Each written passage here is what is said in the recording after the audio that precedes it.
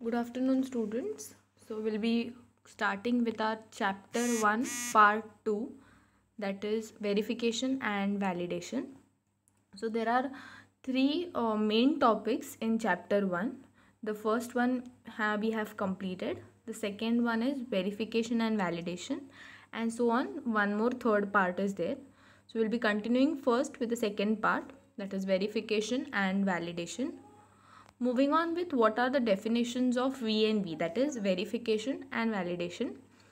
Verification is a process of evaluating the work product of phases of software development life cycle to check if we are in the right track of creating the final product. Now, verification means to verify or to follow up in each phase of the software development life cycle rather than checking the product at the end after going in the customer hand. Each and every phase, if verification is done, the task becomes more easy. Verification is the process of checking that a software achieves its goal without any bugs. So there is no any error, any mistake in the software before going into the customer hand. That is called as a verification process. It is the process to ensure whether the product that is developed is right or not. Whatever functions or characteristics are being provided are correct or not is being decided in the verification process. It verifies whether the developed product fulfills the requirements that we have. Here, developed product fulfills the requirements that we have means customer expectations are fulfilled or not is done in the verification stage. Now, verification is a static testing. Static testing means no other changes are being done. Every time same formulas are being implemented for doing the verification at every phase. Moving on to next, second one is validation. Now, what is validation? Validation is the process of checking whether the software product is up to the mark, or in other words has high level requirements. Before going into the customer hand, the product is final checked at the end process, that is called as validation. Validation is nothing but checking whether the value is correct or wrong. It is the process of checking the validation of product, that is it checks whatever we are developing is right product. It is validation of actual and expected product. Now, verification means we are checking the values each and every time. Validation is once the product is done, is it ready to hand over to the customer, and is it ready and is expected product of the customer is being done. Now, validation is a dynamic testing. Dynamic testing means every time the values will keep on changing. In static testing, the values or the verification process will not change. Validation, the values what we put in the software at the end will change. That is the reason it's a dynamic testing. So what is the difference between verification and validation? Verification checks whether software confirms a specification, that whatever specifications or characteristics or functions we have put forth are correct or not is being checked in the verification process. Validation checks whether the software meets the requirements and expectations. Whatever we have performed, whatever we have checked in the verification, does it properly meet the requirements and expectations of the customer is being done in the validation process. Verification process includes checking of documents, design, code and program. So each and every phase of the process is being checked in the verification stage, that is documentation is being checked, design of the project is being checked, code is checked, and then the final program is checked. In the validation process, testing and validation of the actual product. Once final software is ready, the product is ready, only putting the values and checking the values is validation process. It does not involve code execution. Verification does not involve code execution. Validation involves code execution. Every code is being tested by putting the values, whereas verification we do not have to execute the code. We have to just take the values and check whether each and every line is tested properly or not of the code. Verification uses methods like reviews, walkthroughs, inspections, and desk checking. Now each and every this stage reviews that we'll learn in the further topics. Verification uses methods like reviews, walkthroughs, inspections, and desk checking. Each and every person, whatever is performing the task, is being checked. Whereas validation uses black box testing, white box testing, and non-functional testing. These are the topics which we have in the further chapters. So I'll not go in depth here. So these are the methods which are being used by verification and validation. Verification is done by a QA team, that is quality assurance team, and validation is done by involvement of testing team with the quality assurance team. So quality assurance is only giving you an assurity that yes, whatever product we have designed is correct and with proper values and verified. That is done by quality assurance team. But validation requires, as it includes code execution, so they require a testing team as well. That is the reason it has involvement of testing team with the quality assurance team.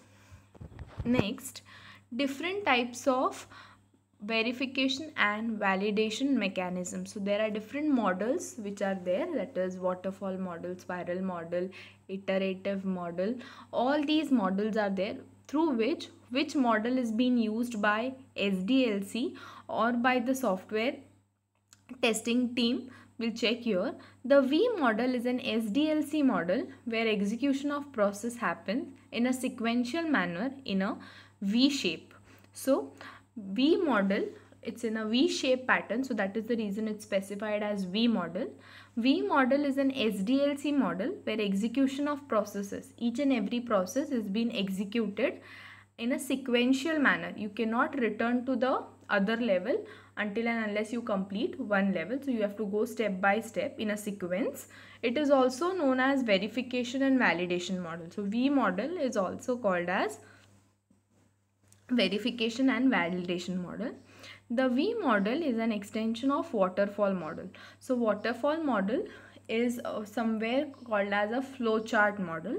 So likewise, V model is an extension of waterfall. Some upgradations are being made in the waterfall model and it is called as V model, and is based on the association of testing phase.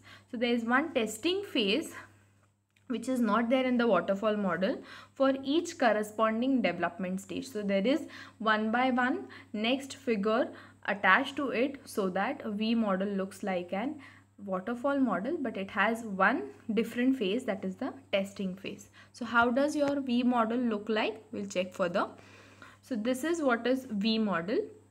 Now it has a V-shaped criteria, but in between here there is acceptance test design, system test design, integration test design, unit test design. So these are the design stages or phases in which the work is being done. Now here you can see this arrows going from here to here. So first one is the requirement analysis, second one is system design, architecture design, module design, coding, unit testing, integration testing, system testing, and acceptance testing. So these are all the levels which are being used for your V model. Now we'll be learning further how your V model works. So going with the first one is the requirement. This phase contains detailed communication with the customer to understand their requirements and expectations. This stage is known as requirement gathering. So the very first requirement analysis stage, this phase contains detailed communication of the customer. So what are the expectations of the customer? What are the requirements of the customer?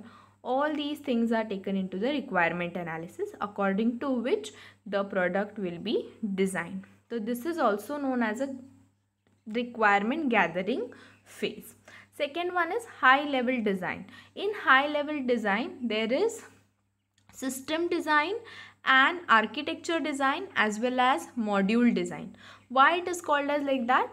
Because high level design consists of modules, their relationships and dependencies, architectural diagram, database tables, technology details are all finalized in this phase. So high level design is mainly related to the structure of whole project, and that is the reason it is called as a software architecture creation process. The modules are main modules of the project are being defined into this stage or this phase.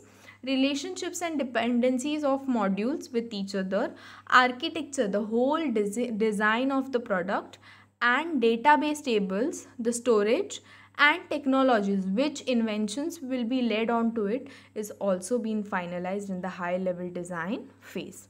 The next one is low level design. In this phase, the system breaks down into small modules. Now, when main modules are created, inside that, whatever inheritance is there, hierarchy is there, that has been decided into the low level design. In this phase, modules, small modules inside the main modules are being created, and that is the reason it is called as low level design. In that, methods, classes, interfaces, data types, all these are finalized. So now we'll be differentiating high level and low level. How? That in high level design, what we are taking modules, their relationships and dependencies, architectural diagram, database tables and technologies. Whereas in low level design, for modules we are creating methods, for relationships and dependencies we are creating classes, for architectural design diagram we are designing a interface, and for database tables, to send the entries in the database table, we have data types. After that, the main thing which comes on which your total program or a project is dependent, that is coding. In this phase, actual coding is done. Coding, that is typing of pure code, is being done into the coding phase. Unit tests are created in this phase. Every unit testing phase, that what module will require what code, is being designed in the coding phase. The actual code is tested using the test written during the different phases of this model. Test cases and test conditions, these are the two criterias when you write the code, but this is not in the syllabus part, but giving you an idea that test cases and test conditions are being led on your code, so that your each and every unit, that is a patch of code, can be checked while typing or writing only. The next one is concepts of software reviews. Now, once your software has been in a process, they require a review. Review means and general agenda how your program is going to run or how your product is going to work. Now, reviews can be formal or informal. So formal here means in a very proper, well-mannered format, or informal is every time it can keep on changing. In an informal review, there are no fixed phases or processes. So as I said, there is no certain pattern for informal review. So there are no fixed phases. We do not have to pass with each and every phase or process. We can in general go on checking the review, and it is conducted to get a feedback from colleagues about the work product. So the pattern is not decided because you can have n number of colleagues at a time working on it.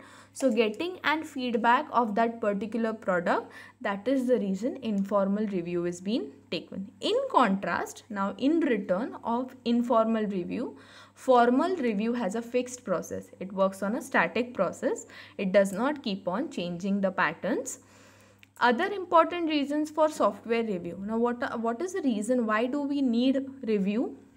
Why do we need a feedback from the workers or the employees or the customers? What is the use of the review?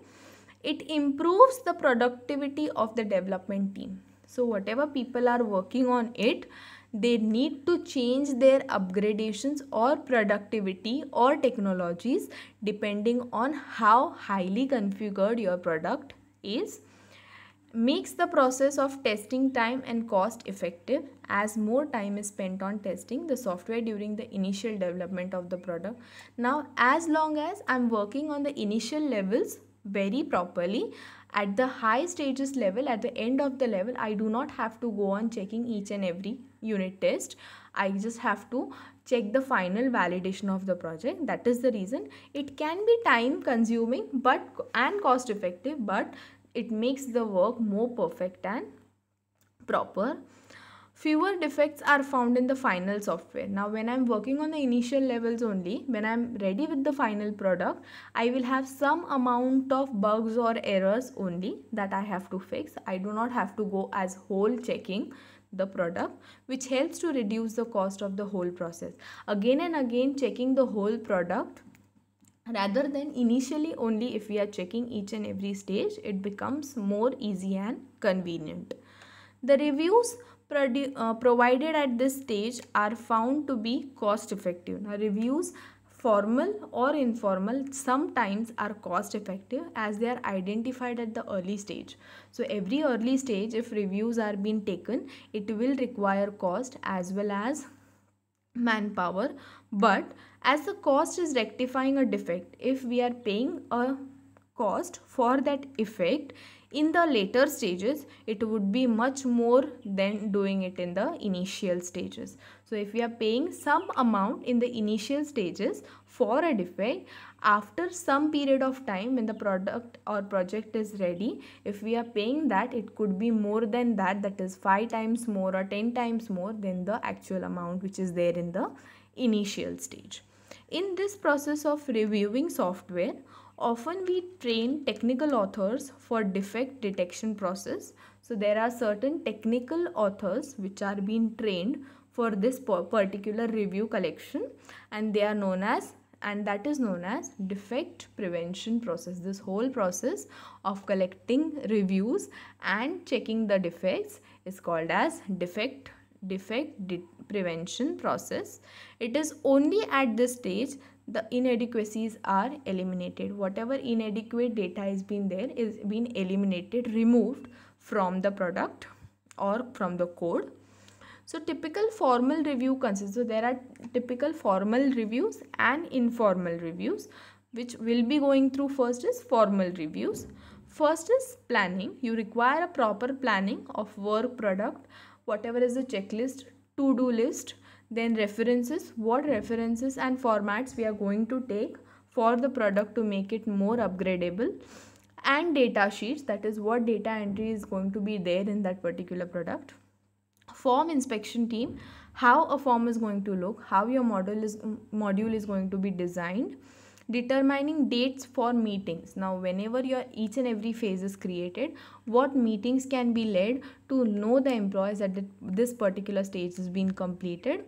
All this is done in the planning stage. As well, second one is kickoff. Now kickoff here does not mean that this is an optional stage, and the main aim of this meeting is to get everybody on the same page regarding the document. That yes, when there are n number of people working on this particular project or product, what we need is, we need people to work hand in hand and tell the people that yes, we have decided this time to be spent on reviewing. We need to get the entry and exit criteria. Now what is entry and exit criteria? That this date the project is being started, this date it should be handed over to the customer. So these are the things which are being decided. Altogether, what is being done? Author provides overview, the general agenda of my particular meeting, that yes, this is all, this much people are working. In general kickoff, it is highly recommended that since there is a strong positive effect of kickoff meeting on the motivation of reviewers, thus the effectiveness of review process is being done. Reviewing each and every page is being done here. Reviewers commit to participate. There are many reviewers which will be working for the upgradation of the project, and those reviewers also come in the kickoff meeting.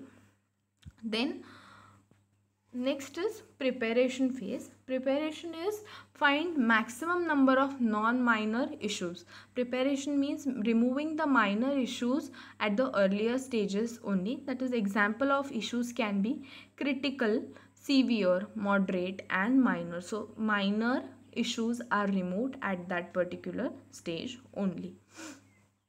Review meeting. Now why do we require a review meeting? Create consolidated comprehensive listing of non-minor issues. Consolidated means which can be neither required at a time. Comprehensive means in short whatever is there we can list it and just tell the reviewers to isolate or remove it. Provide opportunities for group synergy. Group surveys can be led for accumulating the information and then working on as review. Improve reviewing skill by observing others. Create shared knowledge of work product. Now shared knowledge means if a particular person has a particular experience on that project or has been worked priorly in that project, that person can share the experiences on the work product. Rework is access each issue, determine it is a defect and remove it if necessary. Reviewing and accessing each issue, a bug, then working on it. If it is a defect, we will remove it. If necessary, we will keep it. Produce return disposition of minor non-issues. That written disposition means all the things should be documented. Resolve minor issues as necessary. Whatever issues we are getting, resolve it that time itself is done in the rework process. Follow up, access the work product quality, access the inspection process, pass or fail the product. Work product, whether after checking, it should be kept on following up. Rechecking should be done each and every time. The next is types of reviews. So these were the steps of reviews. Now these are types of reviews. First one is walkthrough, second one is technical reviews, and third one is inspection. So we'll be differentiating it on three criteria, that is cost, knowledge transfer, and quality improvement. So in walkthrough the cost is very low. Knowledge transfer is undependable. In walkthroughs you cannot just share the knowledge. Quality improvement is also undependable. Depending on the task, people can work. In this process, walkthrough process, authors of the document as well as other associates are gathered at one place to discuss the document to achieve a common understanding and get a feedback. So a general meeting type is taken and information sharing is being done through the authors of the particular coding document.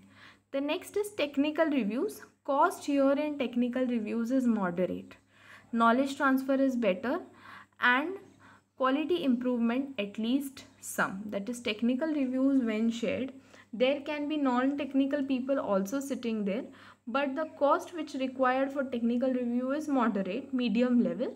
Knowledge transfer is better as people get to know what is going into that particular product. And quality improvement, as we have technical changes into the product, there will be some changes in quality as well.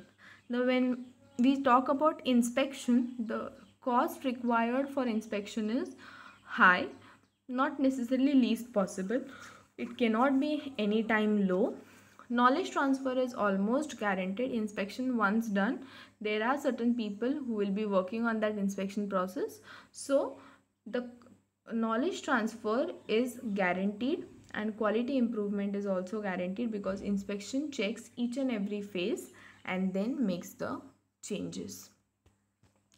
So here we end up with our part 2 of chapter 1, and as well we have completed part 1 of chapter 1 also yesterday. So tomorrow we'll be going with our part 3 of chapter 1. So there are, in each unit you have three parts, that is part 1, 2 and 3. In unit 2 also you have 3 parts. Likewise we'll be going in the next PPA unit. When I'll be starting with the next unit, I'll be specifying the parts as well, that is part 1, part 2 and part 3, and then you can study it like that. Thank you.